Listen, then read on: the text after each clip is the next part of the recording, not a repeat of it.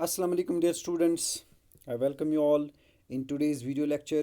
Today we are going to discuss the chapter Understanding Criminal Justice. This is the chapter taken from the 8th class political science, the syllabus designed by the CBSE 2020-21. तो dear students, इस chapter में हम जानने की कोशिश करेंगे criminal justice system होता क्या है। आपने अक्सर देखा होगा वेदर इन मूवीज़ और रियल लाइफ कि कोई पुलिस ऑफिसर या पुलिस वाले किसी पर्सन को पकड़ के ले जाते हैं, फिर रिपोर्ट्स तैयार करते हैं और कभी दिमाग में ये भी ख्याल आया होगा कि सारा काम पुलिस करती है, लेकिन ये बिल्कुल सच नहीं है।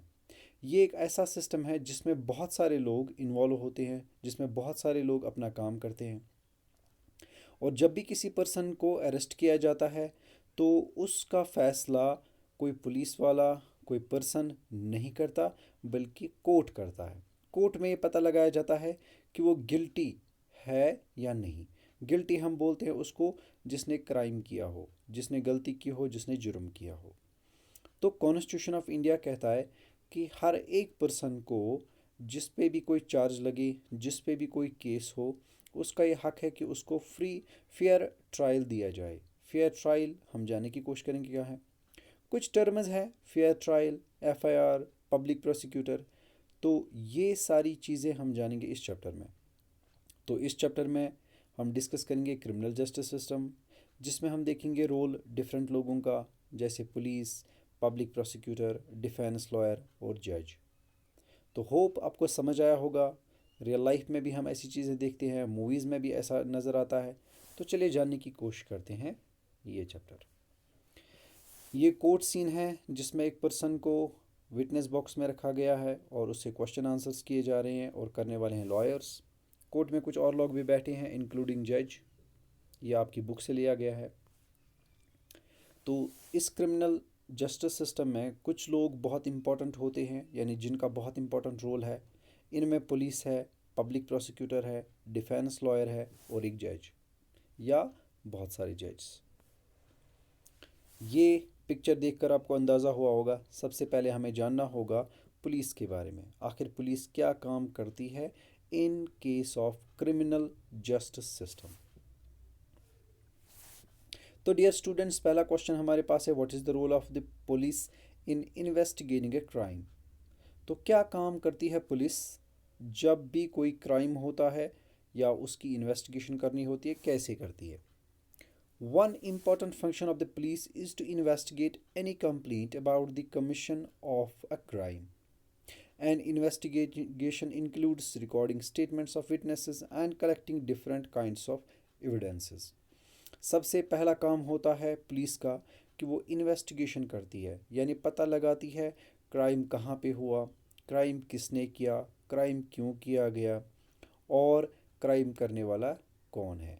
इससे रिलेटेड वो सारी चीज़ें अपने पास रखते हैं, बल्कि हासिल करते हैं, जिनमें स्टेटमेंट्स होती है उन लोगों की जो वो क्राइम करता हुआ देखते हैं, जिनको हम विटनेस कहते हैं।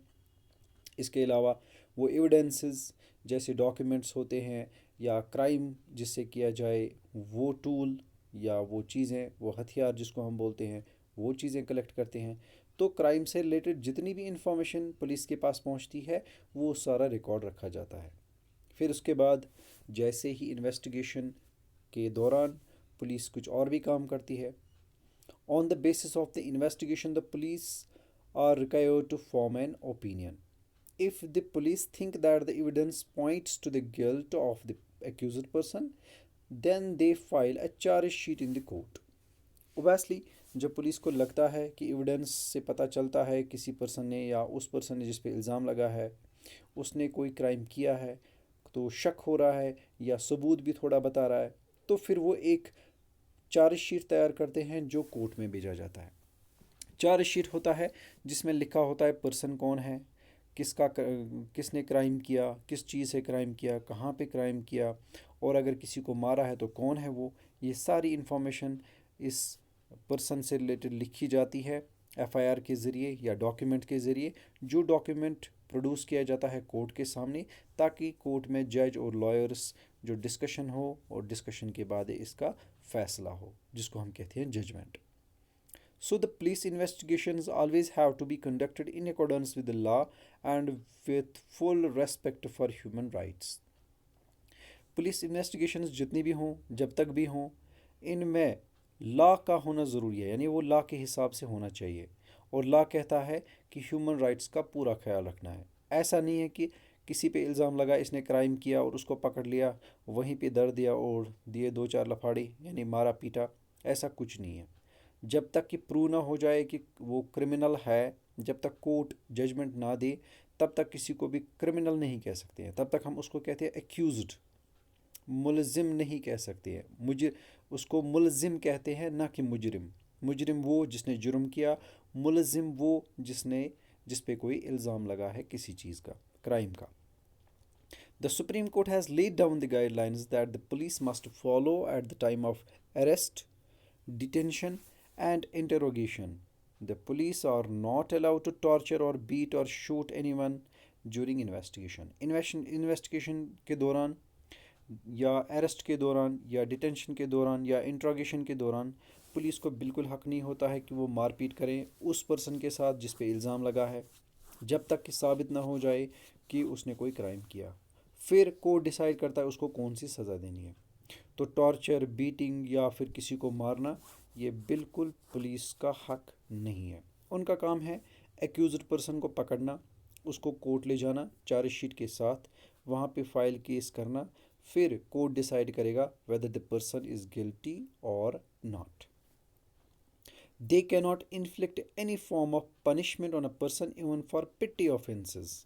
मामूली सी गलती हो गई, गाड़ी किसी ने ठोक दी किसी के साथ, या किसी की वजह से किसी को टक्कर लगी, या इस तरह की चीज़ें होती है जो पिटी ऑफेंसेस होते हैं, या किसी ने सिग्नल तोड़ा तो बस आ गया पुलिस वाला, दिया मारपीट शुरू की, ऐसा उनका बिल्कुल हक नहीं है। ये सारे लॉज, ये सारे प्रिंसिपल्स, ये सारी गाइडलाइंस दी है सुप्रीम कोर्ट ऑफ इंडिया ने। यानी सुप्रीम कोर्ट ऑफ इंडिया ये क्लियरली कहता है कि किसी भी पर्सन से अगर गलती हो जाए तो मारपीट का बिल्कुल हक नहीं है पुलिस को। इसी तरह से अगर किसी को अरेस्ट किया या किसी को बंद रखा या किसी से इंटरोगेशन यानी सवाल जवाब पूछा, तो उस दौरान आप उसको मारपीट नहीं कर सकते, टॉर्चर नहीं कर सकते हैं, ना किसी को मार सकते हैं।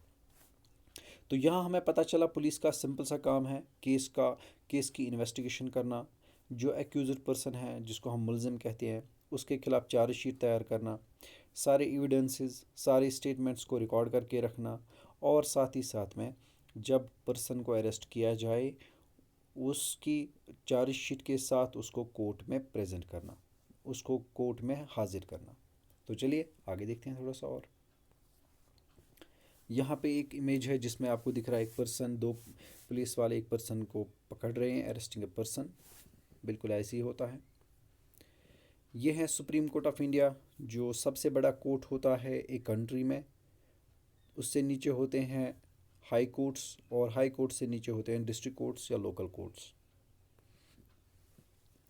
Article 22 of the Indian constitution and criminal law guarantee to every arrested person the following fundamental rights। किसी भी पर्सन को अगर पकड़ा जाए, एक्यूज्ड है वो या उसने क्राइम किया है, तो हिंदुस्तान के कॉन्स्टिट्यूशन का आर्टिकल 22 कुछ राइट्स उसको सेटल दे रहा है, यानी उसके कुछ राइट्स अभी भी रहते हैं। एक, right to be informed at the time of arrest of the offence for which the person is being arrested. जब किसी पर्सन को अरेस्ट किया जाए उसको पता होना चाहिए मुझे अरेस्ट क्यों किया जा रहा है, मैंने कौन सा क्राइम किया, मैंने कौन सी गलती की है। दूसरा राइट क्या है? The right to be presented before a magistrate within 24 hours of arrest. Arrest करने के बाद पुलिस जब उसको अरेस्ट करेगी तो सिर्फ 24 घंटों में उसको मजिस्ट्रेट या कोर्ट में पेश करना होगा। तीसरा, right not to be ill treated और टॉर्चर्ड ड्यूरिंग अरेस्ट और इन कस्टडी। जब पुलिस स्टेशन में रहेगा, पुलिस की कस्टडी में रहेगा, तब तक उस पर कोई हाथ ना उठाए, तब तक उसको मारपीट ना की जाए, तब तक उसके साथ कोई ऐसी ट्रीटमेंट नहीं की जा सकती है जो कि बिल्कुल लॉ के अगेंस्ट हो। ये 3 राइट्स है। चौथा, confessions made in police custody can not be used as evidence against the accused. अगर कोई पर्सन पुलिस स्टेशन में कन्फेशन कर रहा है, यानी कबूल कर रहा है कि मैंने कोई क्राइम किया है, मैंने कोई गलती की है, मुझसे कोई जुर्म हुआ है, तो उसको एविडेंस नहीं माना जा सकता तब तक जब तक कि कोर्ट के सामने भी वही स्टेटमेंट वो रिपीट ना करे। यानी एक पर्सन ने दबाव में आकर पुलिस स्टेशन में कोई जुर्म कबूल किया जबकि उसने नहीं किया था वो क्राइम, तो हम उसको एविडेंस नहीं मान सकते हैं। तब तक नहीं मान सकते जब तक कि वो जज के सामने, वकीलों के सामने, पूरे कोर्ट में ये स्टेटमेंट दोहराएगा और अपनी मर्ज़ी से करेगा। उस पर कोई प्रेशर, कोई दबाव नहीं होना चाहिए। अगर कोई 15 साल का बच्चा या उससे छोटा या फिर वीमेन है यानी औरत है, can't be called to the police station only for questioning. ना तो 15 साल तक के बच्चे को, ना ही किसी औरत को पुलिस स्टेशन बुलाया जा सकता है किसी इंटरोगेशन के लिए। इंटरोगेशन मतलब होता है क्वेश्चनिंग, यानी उसे सवाल जवाब पूछे जाएंगे। तो सिर्फ तभी उनको बुलाया जा सकता है जब कोई क्राइम हुआ होगा, तब तक कि बिल्कुल नहीं। तो ये आर्टिकल 22 है हिंदुस्तान के कॉन्स्टिट्यूशन का, जिसमें कुछ राइट्स दिए गए हैं उस पर्सन को जिसको अरेस्ट किया जाता है, जिस पे कोई इल्ज़ाम लगा है या जिससे कोई क्राइम हुआ है। तो उसको पता होना चाहिए, जब उसको पकड़ा जाता है तो उसको पता होना चाहिए क्यों पकड़ लिया मुझको। उसको प्रेजेंट करना होगा मजिस्ट्रेट या फिर जो भी कोर्ट होगा उसके सामने 24 घंटों में। उसके साथ कोई गलत टॉर्चर या किसी तरह का इल ट्रीटमेंट नहीं होना चाहिए पुलिस कस्टडी में, पुलिस के लॉकअप में। अगर वो कन्फेशन करता है पुलिस स्टेशन में तो वो कोई एविडेंस नहीं है तब तक जब तक कि वो कोर्ट में वही स्टेटमेंट रिपीट ना करे, जज के सामने और सारी कोर्ट में। इसी तरह से अगर कोई बॉय है 15 साल का या वीमेन है, उनको अननेसेसरली किसी भी पुलिस स्टेशन में बुलाया नहीं जा सकता। सिर्फ तब बुलाया जा सकता है जब उनसे कोई क्राइम हुआ हो। तो डियर स्टूडेंट्स, यहाँ आपको पता चला पुलिस का क्या काम है, पुलिस आखिर क्या करती है, उनकी क्या ड्यूटीज़ हैं according to the law, especially in case of criminal justice system.